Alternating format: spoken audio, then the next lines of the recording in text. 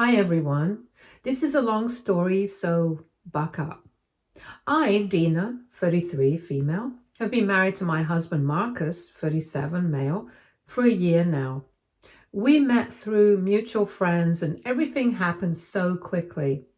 Like one moment we were casually talking and the next thing I knew, we were engaged within 5 months and married within a year. I guess when you know, right? Or at least that's what I thought at the time. Marcus was married before. His first wife, Aaliyah, was his high school sweetheart. They were together for 7 years until she passed away. All I knew about her was what Marcus told me, that she had struggled with her mental health and ultimately took her own life 3 years before we met. He didn't talk about her much, and I never pushed. I mean, it's a painful subject. But here's where things start getting weird. We have an attic in our house, but I had never been up there, not once. It was always dusty and cluttered, and Marcus told me there was nothing but old junk. No point in cleaning it up, according to him. But this spring, I got into this whole declutter and deep clean mode, and I decided it was time to tackle the attic. That's when I found the locked box. Now, I'm not usually the snooping type. Okay, maybe a little. But something about this box just screamed secrets. So I casually asked Marcus for the key, and his reaction, weird as hell. He got all defensive and told me to just leave the attic alone. He was acting so weird about it that my gut immediately told me he was hiding something. And let me tell you, when your gut tells you something is off, listen to it. Fast forward a week later and the perfect opportunity presented itself. Marcus had to go to his mom's place because she wasn't feeling well and he was going to stay there for a whole week. The moment he left, I knew what I was going to do. I bought some tools to break the lock.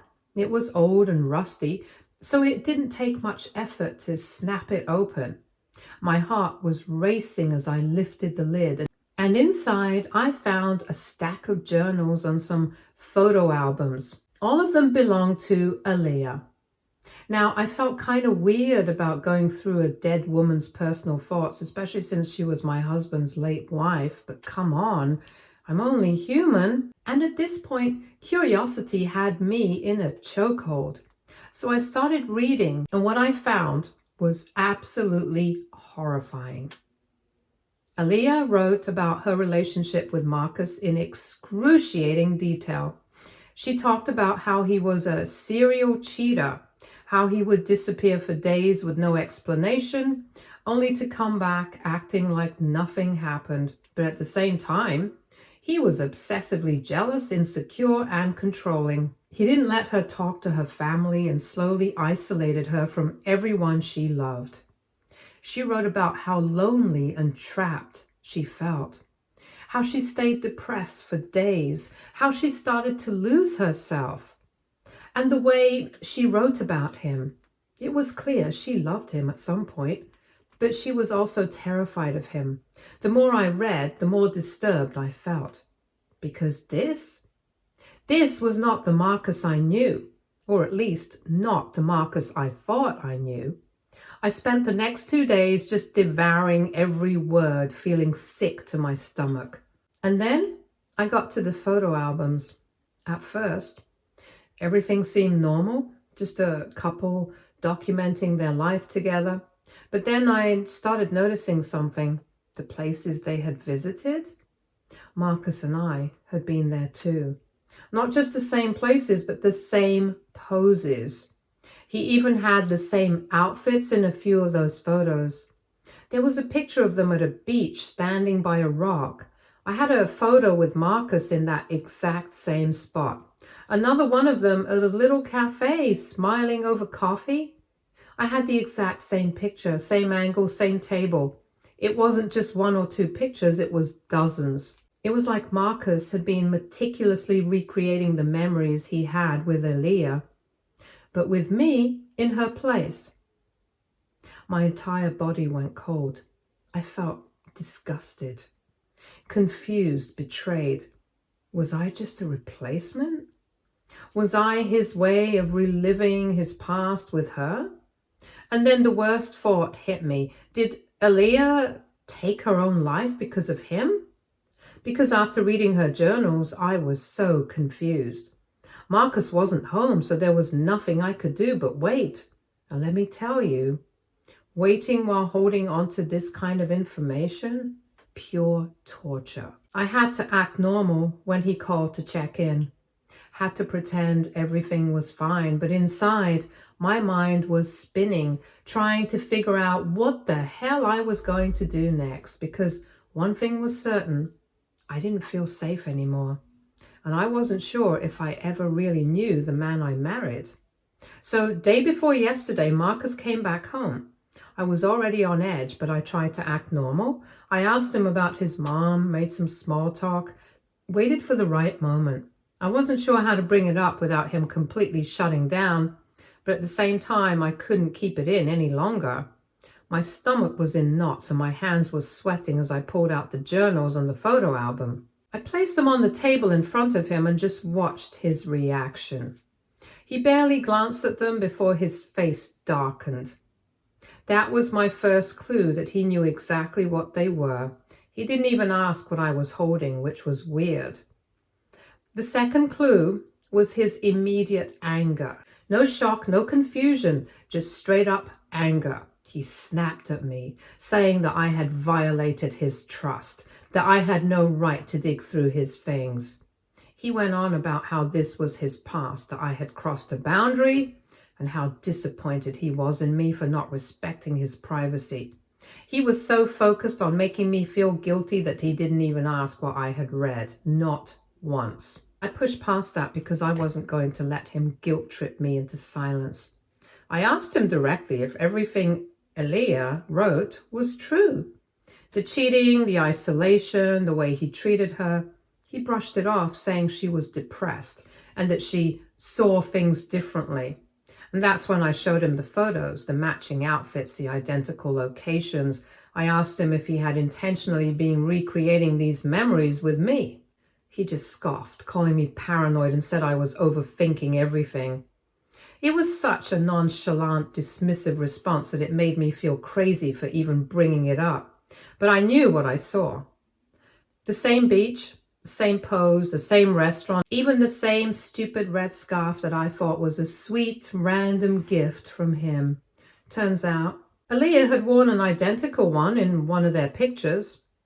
How was I supposed to believe that was just a coincidence? Instead of answering, he grabbed his keys and walked out. He didn't come back that night. No explanation, no apology, nothing. The next morning, he strolled in like nothing had happened. He barely looked at me, changed his clothes, and got ready for work. That's when I asked where he was, and without missing a beat, he said he had crashed at Brian's place. I didn't argue. I didn't accuse him of anything. I just let it go. But the more I sat alone in that house, the more everything started feeling wrong. The attic, the journals, the photos, his reaction, the way he just left, the way he avoided any real answers. It all felt like pieces of a puzzle that I couldn't quite put together. And the more I thought about it, the more I realized I needed answers from someone who wasn't Marcus. That's when I decided to visit his mom. I don't know what I was expecting, but the second I mentioned Aaliyah, she stiffened, her entire body language changed. She became defensive, like she was trying to shut the conversation down before it even started. I tried to ease into it, but I couldn't hold it in. I told her everything I had found, the journals, the photos, Marcus's reaction, the fact that he had disappeared for the night.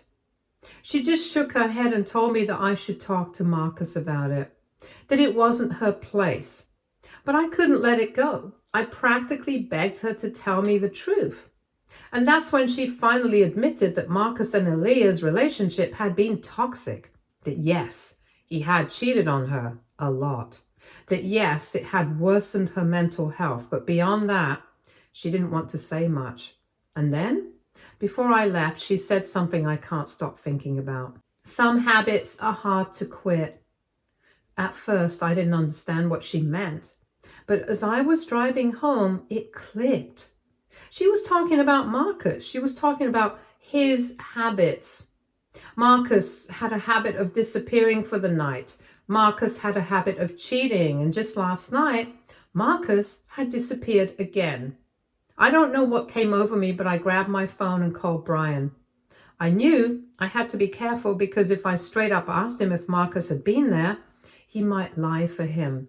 So instead, I acted casual. I told him Marcus had been stressed with work lately and asked if he had seemed off when they last hung out.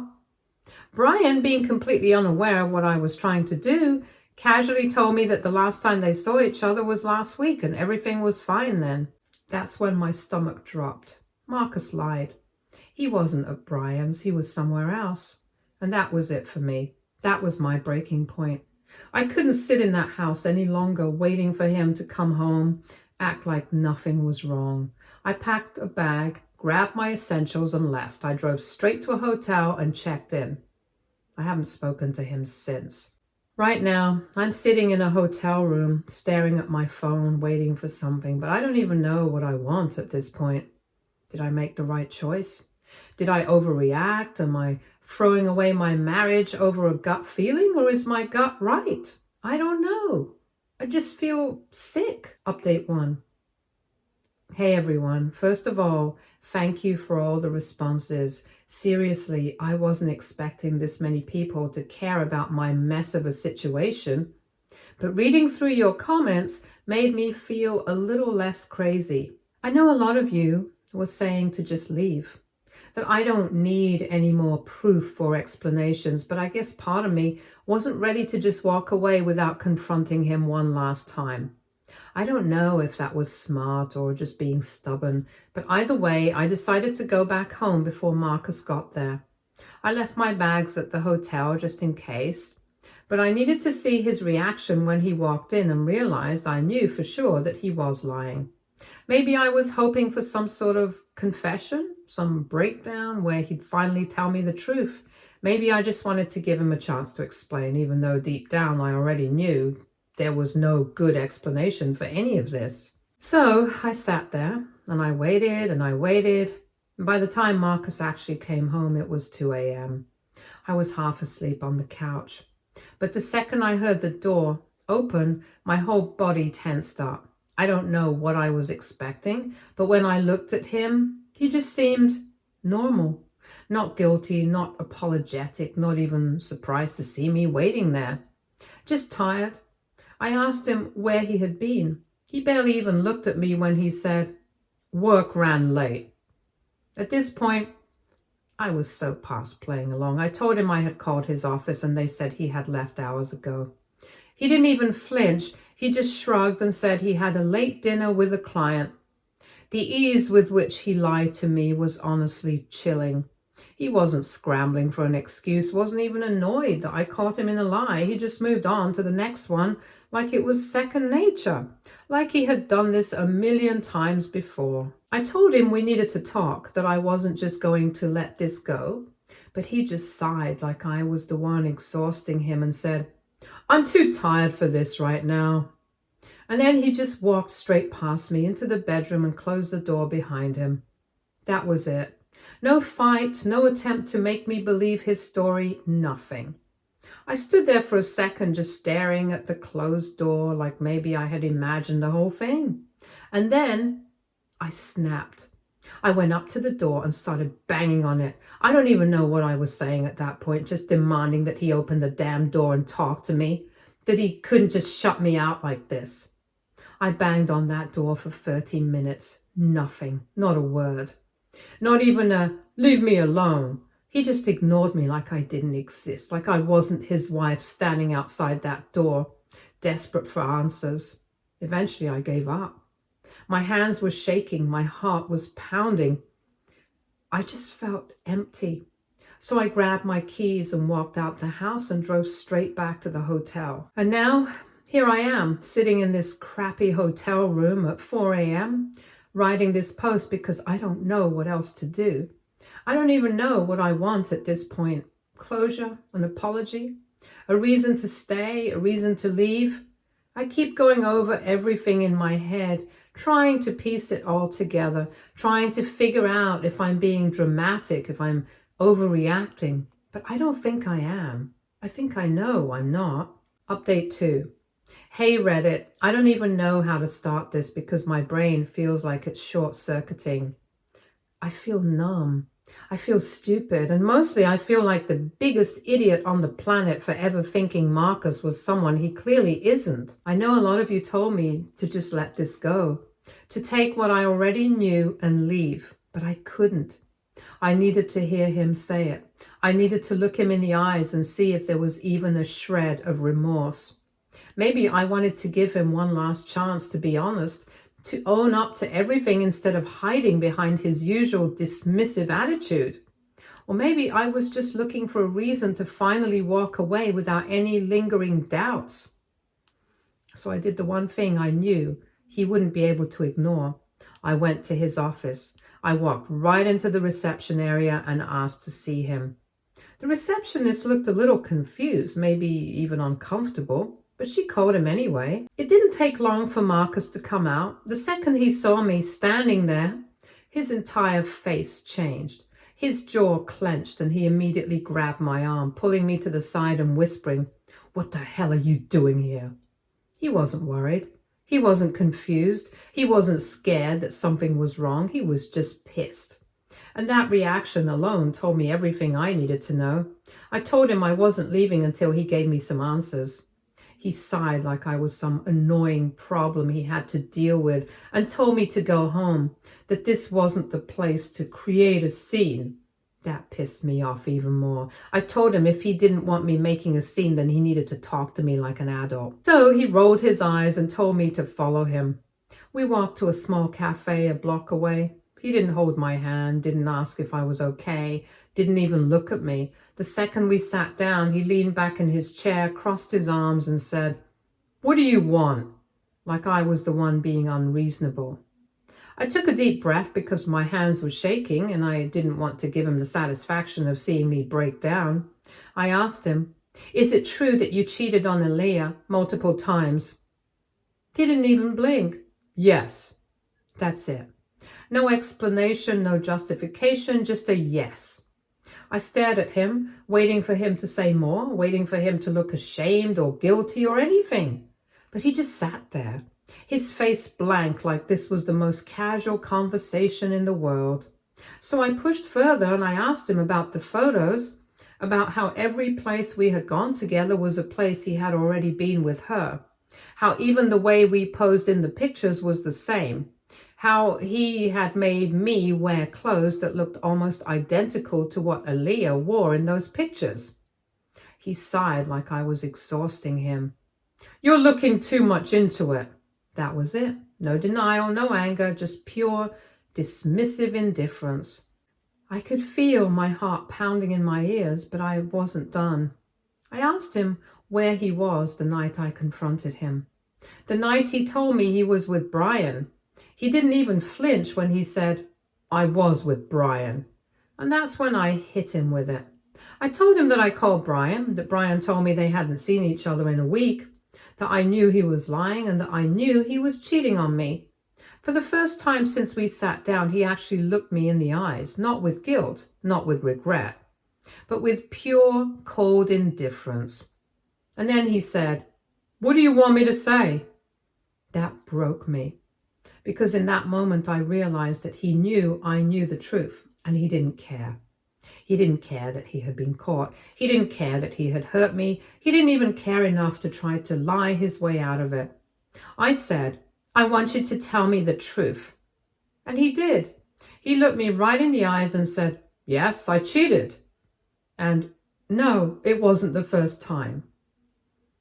And then, with this cold, almost amused look on his face, he said, "Are you happy now? Can I go back to work?" Like this was just another minor inconvenience in his day. Like none of this mattered, like I didn't matter. I just stared at him, my brain trying to process what I had just heard. How could someone be so cruel? How could he sit there knowing everything he had done and not even pretend to care? I asked him, How could you be this heartless? And do you know what he did? He paid for the coffee and walked away. Just like that. Like I was nothing, like this whole conversation never even happened. And now I'm back at the hotel. How did I let myself fall for someone so emotionally hollow? How did I ignore every red flag, every gut feeling, every little moment that should have made me question him? I don't know what to do. Update 3. Hey everyone. It's been 2 months since my last update, and honestly, I've been all over the place trying to deal with everything. So much has come out since then, and I feel like I've been living in a never-ending nightmare. But I'm finally ready to talk about it. So, as you already know, Marcus was cheating on me. After that last conversation at the cafe, I went back to my hotel and just sat there. I think I was in shock. I couldn't cry. I couldn't even get angry. I just felt empty, like someone had pulled the floor out from under me.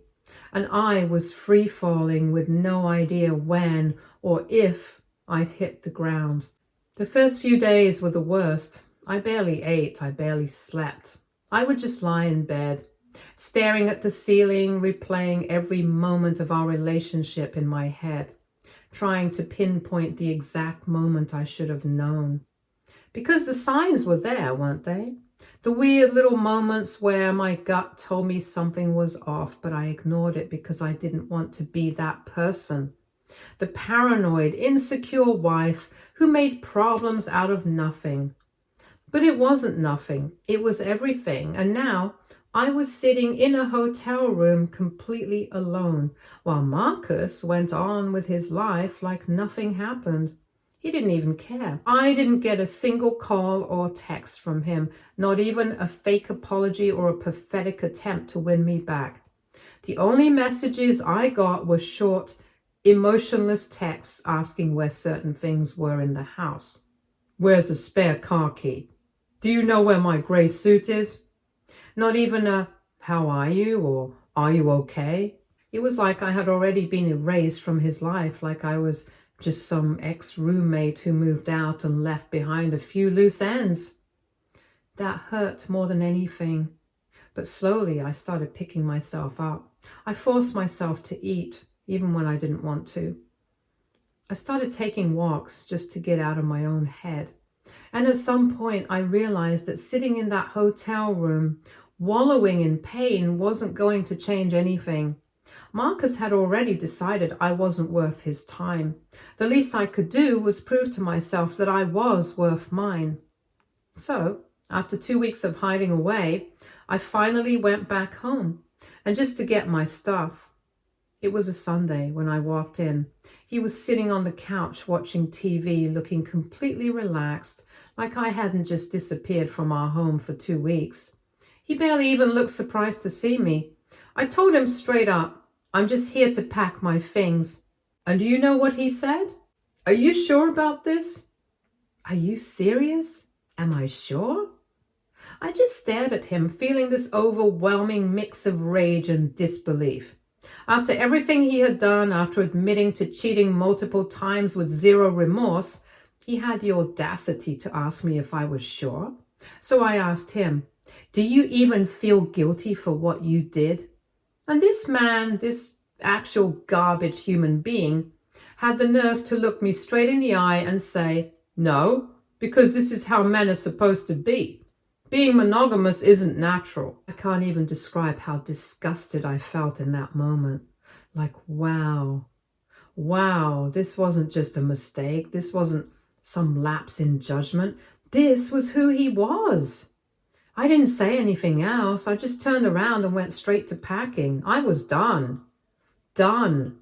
There was no coming back from this, no salvaging anything. I wanted out of that house and out of his life as fast as possible. I packed everything I could in a couple of suitcases, grabbed my essentials, and was about to walk out when I told him, we should get started with the divorce proceedings soon. And that's when he dropped another bombshell on me. He just smirked. I swear to God, he smirked and said, I won't be divorcing you. I froze. I thought maybe I misheard him.